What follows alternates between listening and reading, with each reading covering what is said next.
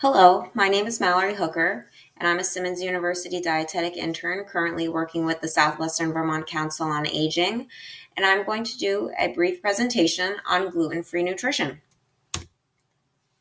Now, what exactly is gluten intolerance? You may have gluten intolerance if you get sick after eating gluten, which is a type of protein. You may experience some level of fatigue, nausea, or bloating.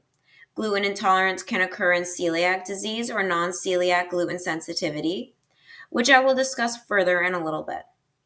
However, it is good to know that gluten is a protein found in wheat, barley, rye, and other grains. It's mainly found in common foods and drinks like pasta, cereal, and beer. It can also be in things like vitamins, cosmetics, and certain medications. Anyone can have intolerance to gluten, although it is more common in women. Some people are born with a gluten intolerance while others develop it later in life. And the current research suggests that about 6% of the US population is gluten intolerant in some form. But only about 1% of the US population actually has celiac disease, which I will go over further in a bit. Overall, the exact causes of gluten intolerance aren't well understood. Some research has shown that people may not be sensitive to gluten, but to a certain carbohydrate found in many foods, and their bodies can't absorb that carbohydrate as it should. This means that this carbohydrate stays in their digestive system and ferments, leading to sickness. Other research suggests that wheat might affect the lining of some people's digestive tracts, which leads to it not working properly. Therefore, the lining becomes damaged, and some bacteria may pass through the lining into the blood or liver and cause inflammation within the body. Some of the most common symptoms of gluten intolerance are abdominal pain, bloating or gas, diarrhea or constipation, nausea and vomiting, fatigue, and headache or joint pain. Now, two people can have the same symptoms after eating gluten but have two very different gastrointestinal diseases. There's celiac disease and there's gluten intolerance or non-celiac gluten sensitivity. There are several similarities and differences between these two gastrointestinal diseases. Celiac disease is an autoimmune disorder, whereas gluten intolerance is a sensitivity. Celiac disease is diagnosed with a blood test or biopsy during a scope to detect antibodies produced in an autoimmune response, while gluten intolerance is diagnosed by a blood test to rule out celiac disease and wheat allergies. As I previously mentioned, about 1% of the US population has celiac disease, and 6% of the US population has gluten intolerance. Both are treated by avoiding and not eating gluten completely. However, someone with celiac disease needs to avoid gluten completely for their entirety of their life. Someone with gluten intolerance may see some level of improvement in their symptoms by simply reducing their gluten intake as well as their carbohydrate intake. There are also some similarities in the symptoms between the two gastrointestinal diseases. Common symptoms for both are gastrointestinal symptoms like bloating, difficulty with bowel movements, diarrhea, and abdominal pain. However, individuals with celiac disease can also experience anemia, fatigue, headaches, and joint pain, all of which are not symptoms found in gluten intolerance. There are many foods and food items that contain gluten. They can be often in hidden or unexpected ways. It's important that you learn to read the food label of any food product you buy if gluten free is not specifically on the label.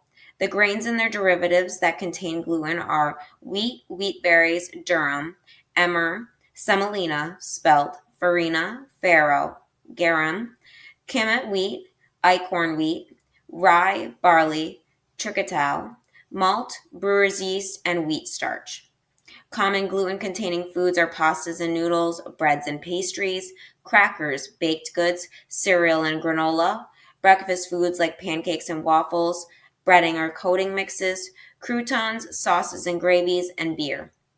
Additional items that may have some level of cross contamination with gluten are energy bars, french fries, chips, processed lunch meats, candy and candy bars, cream based soups, salad dressings and marinades, brown rice syrup, meat substitutes, and soy sauce. Overall, it is important to understand which foods and grains contain gluten and those that do not, as they can decrease your risk of consumption and negative side effects. Despite all the foods that contain gluten or may have some level of cross contamination, there are also several options available that are gluten free. There are the naturally gluten free foods like fruits and vegetables, beans, seeds, legumes, nuts, eggs, non processed meats, fish and poultry, and low fat dairy products. There are also several grains, starches, and flours that can be part of a gluten free diet. These include amaranth, arrowroot, buckwheat, corn, and cornmeal, flax, gluten free flours made from rice, soy, corn, potato, and bean flours, hominy, millet, quinoa, rice, sorghum, soy, tapioca, or cassava root, and teff.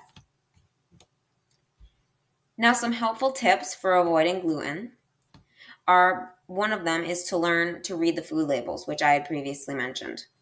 Gluten must be included in the ingredient list on the packaging due to wheat being a common food allergy.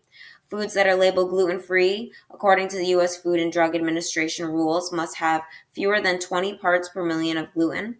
Foods with these labels may include naturally gluten free food, a prepared food that doesn't have a gluten containing ingredient, foods that have not been cross contaminated, or it could be a food with gluten containing ingredients that has been processed to remove the gluten in it.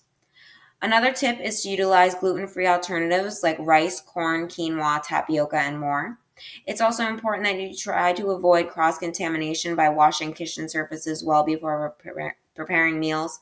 Having separate condiments like butter due to the potential for crumbs from gluten containing bread being left behind.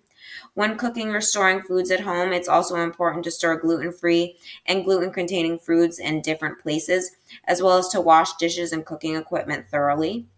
You may want to consider purchasing separate toasters to avoid cross contamination.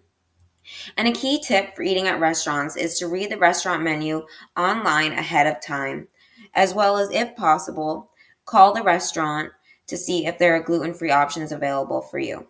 You may want to consider eating out early or late when a restaurant is less busy and better able to address your needs and make sure that your food is completely gluten free.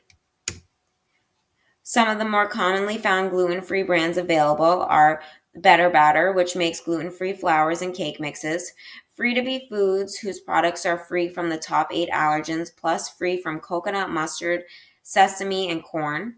Libre Naturals, which is a Canadian company that makes granola bars and oatmeal that is free from the 11 food allergens. Made Good Foods, which makes gluten free granola bars and cookies. They also are free from the top 8 allergens. Namaste Foods, which makes flour blends and baking mixes free from the top 8 allergens. Simple Mills with crackers and baking mixes, but they're not all products are grain free.